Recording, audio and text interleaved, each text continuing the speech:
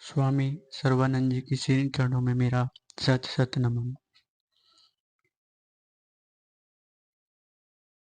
वासुदेव जी को साधना करने के अलावा जितना समय मिलता उसमें शिवानंद से धर्म दर्शन पर विचार विमर्श करते हैं। वासुदेव जी को शिवानंद के दरबार के सभा पंडित चुन लिया गया था। पूर्णानंद की शूद्र जाति होने की वजह से वासुदेव पहले उसके हाथ का पानी तक नहीं पीते थे।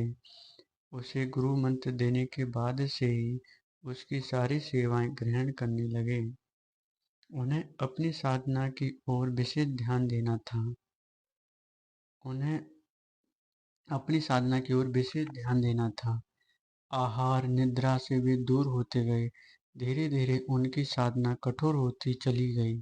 शीतकाल में शीतल जल में और ग्रीष्म काल में ग्रीष्म जल में ऊर्ध्व दृष्टि से इष्ट चिंता करते रहे। एक दिन पुनः उनका हृदय ज्योति से जगमगा उठा। ठीक उसी समय आकाशवाणी हुई, वत्स, तुम अपनी साधना में उत्तीर्ण हुए हो। कुछ दिन और धैर्य रखो। यहाँ मातंगेश मुनि ने मंत्र सिद्ध महालिंग स्थापित किया था। वह लिंग मेवाड़ के जंगल में एक पुराने वृक्ष के नीचे है। उस स्थान को तुम अपने पौत्र के रूप में देख पाओगे। वहीं सब आरूढ़ होकर तपस्या करने पर सिद्धि मिलेगी। इस बाणी को सुनकर वासुदेव हताश हो गए। इस जन्म में देवी का दर्शन नहीं होगा। इतनी कठोर साधना व्यर्थ हो गई। संतोष इस बात का हुआ कि मेरी साधना का फल मेरे पौत्र को मिलेगा। पास में ही पूर्णानंद थे। उन्हें बुलाकर वासुदेव जी ने कहा, सब समाप्त हो गया पूर्णा।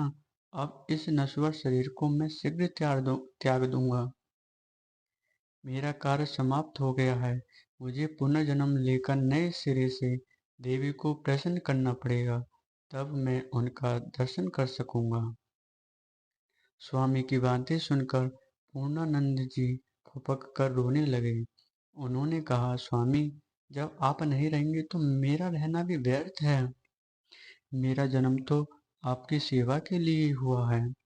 अगर आप मुझे ज्ञान न देते तो इन चरणों की सेवा करने का सौभाग्य मुझे प्राप्त न होता। वासुदेव जी ने घबराकर कहा, नहीं पूर्णा, तू चिंता मत कर। तुझे जो कुछ सिखाया है तू करता चल। अभी तेरा कार्य पूर्ण नहीं हुआ है। तुझे अभी बहुत कुछ करना है। मैं पुनर्जन्म लेकर तेरे पुण्य प्रताप से आगे अग्रसर होऊंगा। तू चला जाएगा तो मेरा सारा श्रम, सारी आकांक्षाएं नष्ट हो जाएंगी।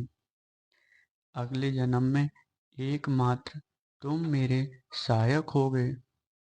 मैं सर्वदा सूक्ष्म रूप में तुम्हारे साथ रहूंगा। शोक करने की जरूरत नहीं। मैं केवल शरीर त्याग रहा हूँ। मन मेरा यहीं रहेगा। अब तुम चले जाओ। स्वामी की आज्ञा सिरोधार्य कर पूर्णानंद जी अपने गुरु को छोड़कर चल पड़े। पूर्णानंद को अकेला वापस आता देख वासुदेव जी के पुत्र शंभुनाथ ने पूछा, बाबूजी कहाँ हैं? पूर्णानंद जी ने कहा, परेशान होने की जरूरत नहीं है। गुरुदेव ने कहा है कि वे अब इस गृहस्थ आश्रम में नहीं आएंगे। मुझे यहाँ सेवा करने का आदेश देकर वे जंगल के भीतर चले गए हैं। पूर्णानंद जी के गुरु वासुदेव थे। पूर्णानंद जी को मंत्र देकर साधना करना सिखाया था। पूर्णानंद गुरु के बताए उपायों से आगे बढ़ते चले गए। उनके निधन के पश्चात वह पूर्व की भांति घर का सारा कार्य करते रहे। सर्वानंद के जन्म के पूर्व ही वह गुरु द्वारा प्रदत्त बीज मंत्र में प्राण प्रतिष्ठा कर चुके थे। अब उन्हें अपने गुरु की शक्ति और बातों पर आस्था हो गई थी। इसी समय सर्वानंद जी का जन्म हुआ।